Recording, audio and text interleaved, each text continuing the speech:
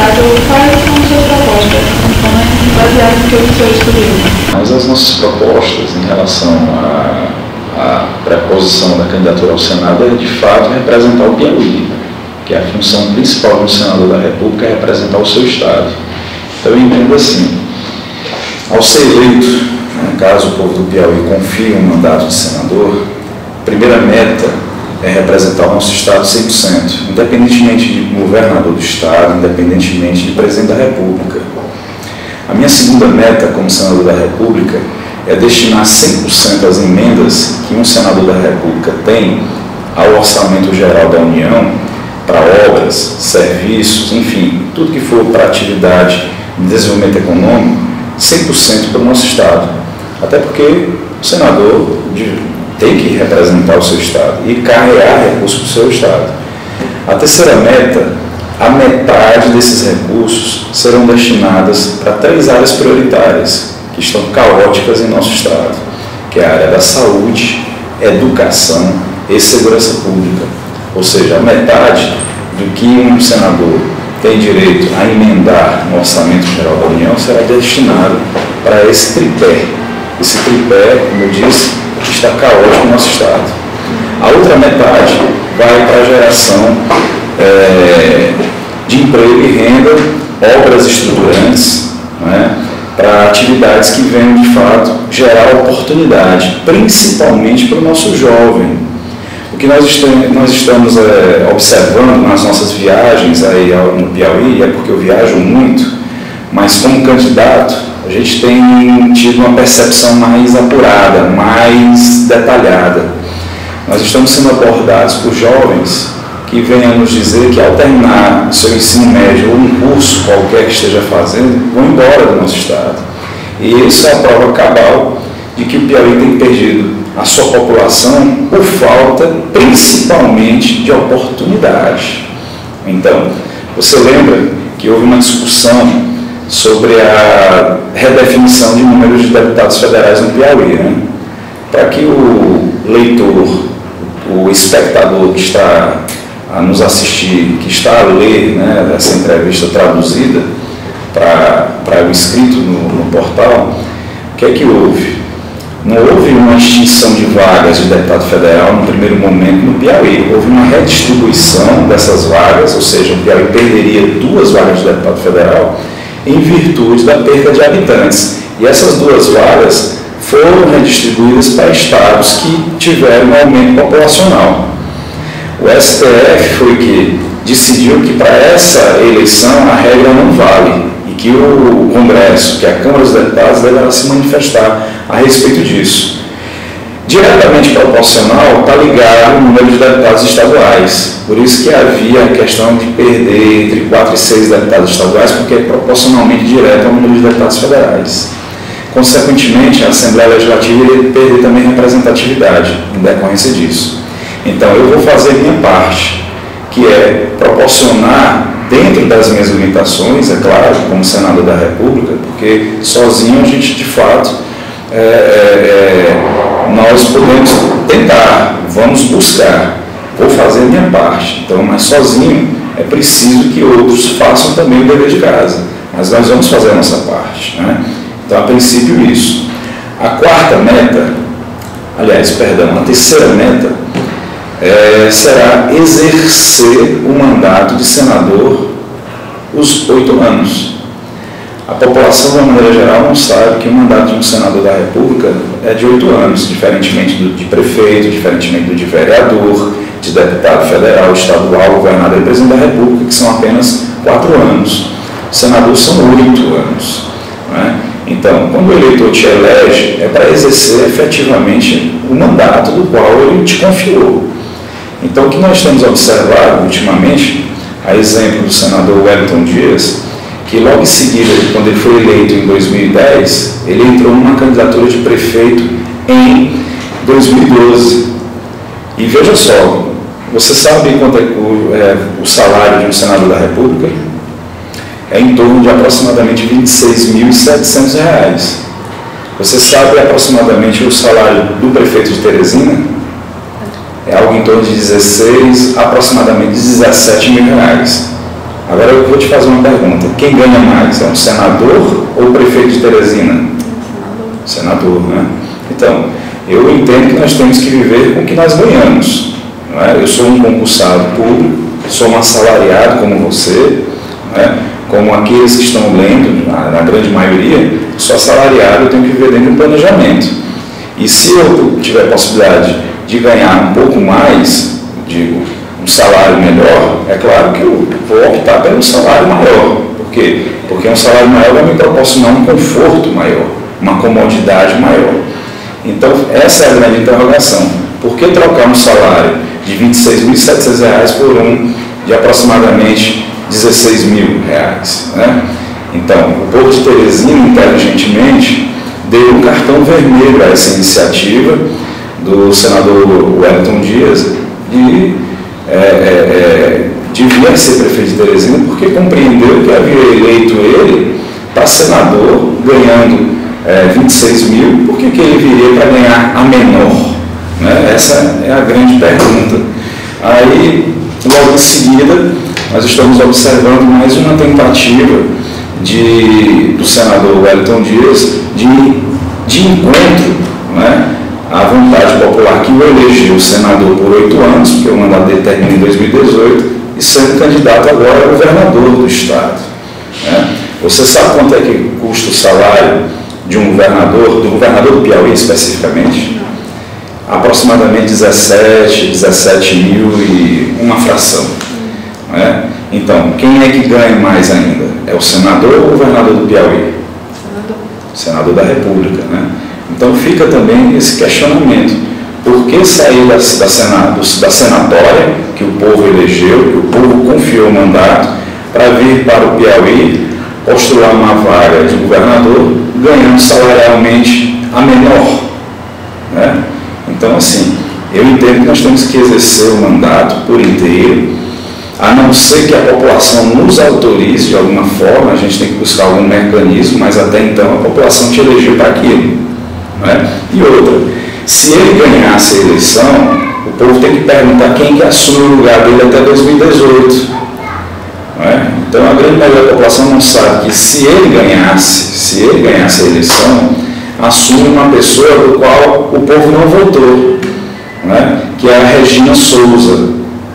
Nada contra a pessoa da Regina Souza, mas é quem assumiria o mandato de senador, se tornaria uma senadora pela vacância do cargo, caso o Wellington Dias ganhasse a eleição. Né? Então, basicamente isso. Então, a quarta meta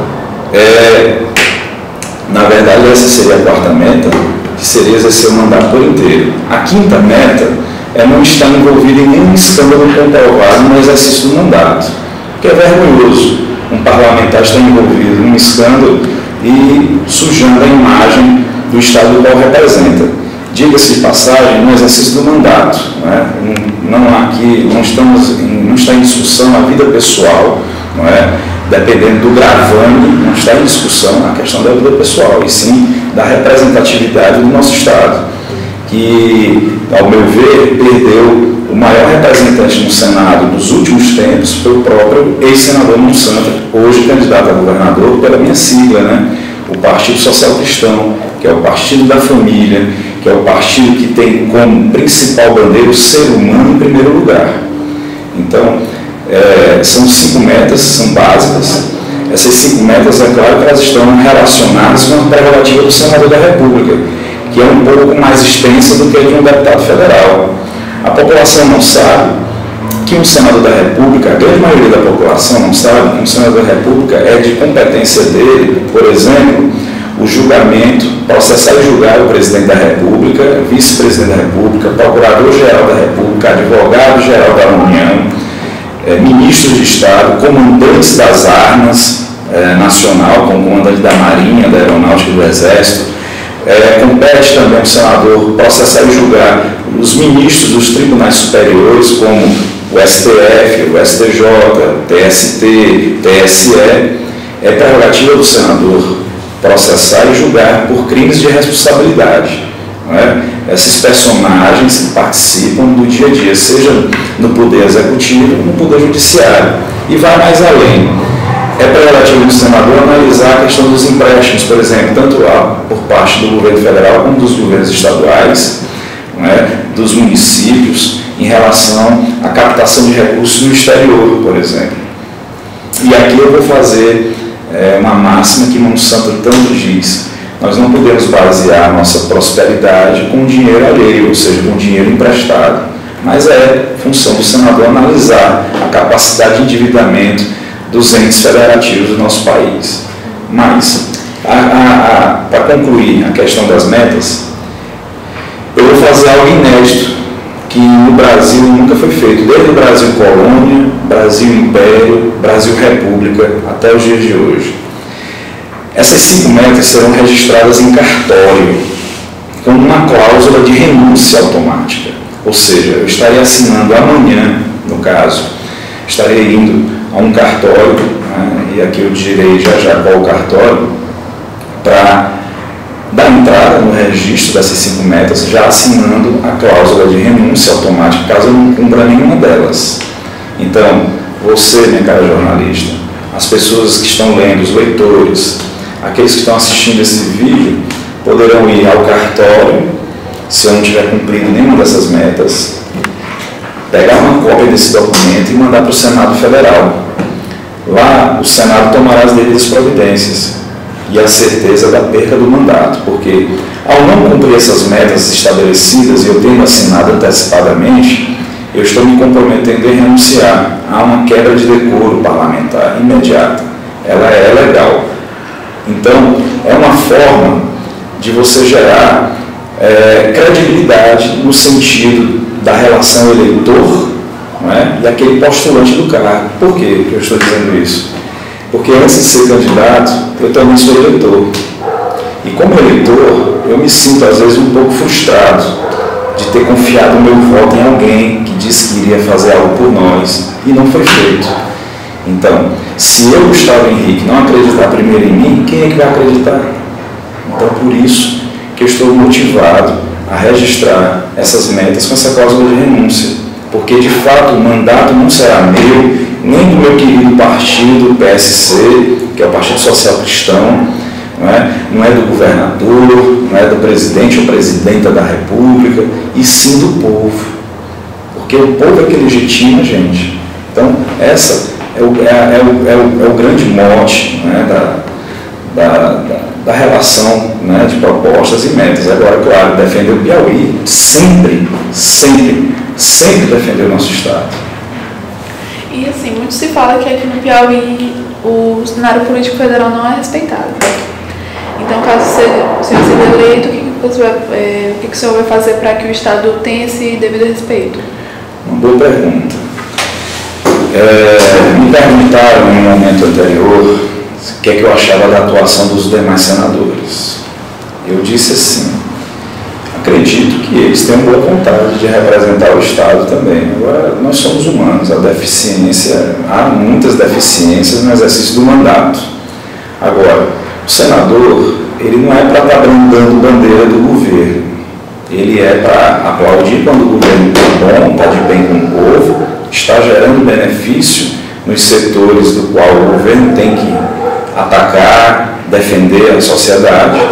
Mas o que eu vejo é que há um pouco, ou seja, o governo mantém determinados parlamentares, na sua grande maioria, como reféns, principalmente por causa do orçamento da União. Eu defendo o orçamento impositivo, que é aquele orçamento do qual eu alocando recursos para as áreas da segurança, saúde, educação, elas serão de fato liberadas pelo governo federal em troca de nada, porque o que está havendo hoje é barganha. Presidenta ou presidente ou libera através de seus ministros as emendas de acordo com a conveniência política de cada parlamentar. Infelizmente, é a verdade. Por isso que eu defendo o orçamento impositivo, porque dá mais independência. Agora, eu, Gustavo Henrique, serei completamente independente por 2 motivos.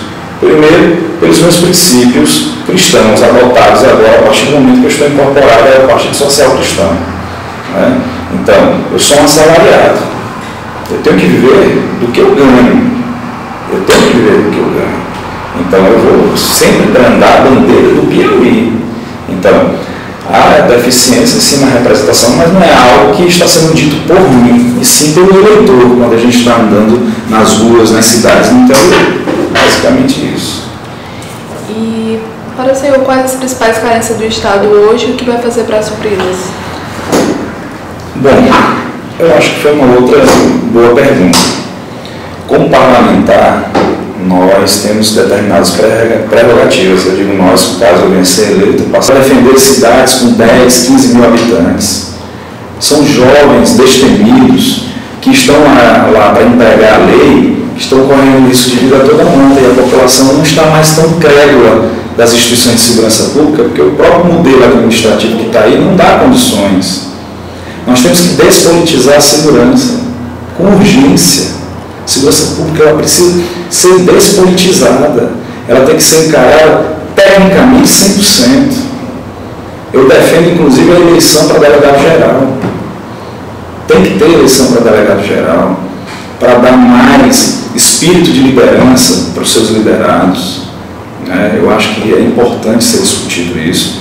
A saúde, como eu te disse, nós encontramos hospitais arrasados, hospitais semi-fechados, nem atividade ambulatorial não tem.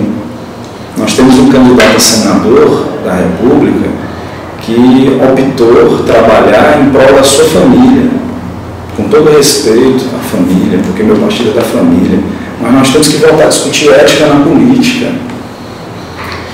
Ética na política, eu acho que tem que ser discutido isso, tá? Eu até gostaria que o candidato estivesse aqui também, porque eu ia fazer essa pergunta, eu deixei de fazer no momento anterior, se ele iria representar o Piauí os interesses da família. Ele simplesmente, se eu fosse governador, sinceramente, jamais permitiria que um filho meu fizesse um concurso público. Por mais que a capacidade intelectual dele fosse pungentíssima, desse qualquer concurso passasse. Mas justamente para não parar dúvidas, para ser algo transparente. Qual foi o resultado? O meu principal adversário teve 2 filhos que passaram no concurso público, em primeiro e segundo lugar na saúde do estado do Piauí, e o que eu acho mais grave, uma mãe secretária e hoje conselheira do Tribunal de Contas. Então eu fico pensando assim, o pai de família que está ali pagando um cursinho, acredito que você aspire talvez uma atividade, um curso público, está ali estudando, pagando caro um cursinho. Como é que fica o pensamento de um pai e uma mãe nesse sentido?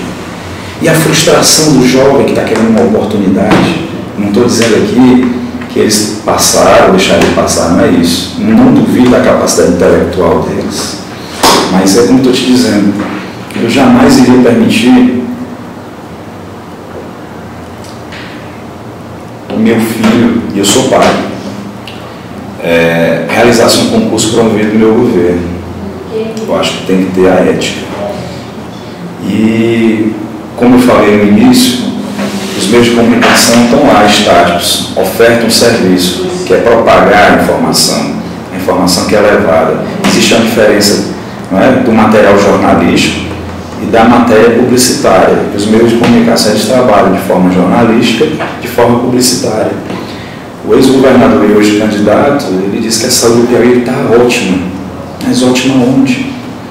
Não está ótima. Até para o plano de saúde está ruim, porque por conta da inoperância do nosso sistema público de saúde, tem pessoas hoje com plano de saúde que tem consultas que estão marcadas daqui a 15 dias, porque a demanda está tão grande que o pobre está fazendo qualquer sacrifício para pagar um plano de saúde. Por quê? Porque o sistema de saúde do nosso estado não está funcionando. Os recursos não estão sendo investidos. Eu acredito que a gestão está mal feita. Aí nós temos um ex-governador que dentro do seu governo construiu um hospital particular. O endereço está fácil, está olhos vistos, por trás de uma funerária na Miguel Rosa, ao lado do Corpo de Bombeiros, um prédio lindo de 6 andares. Então são esses questionamentos que a gente precisa fazer. Tá? O Piauí não está bem, o Piauí está mal, o Piauí só não está pior porque tem uma gente boa, maravilhosa.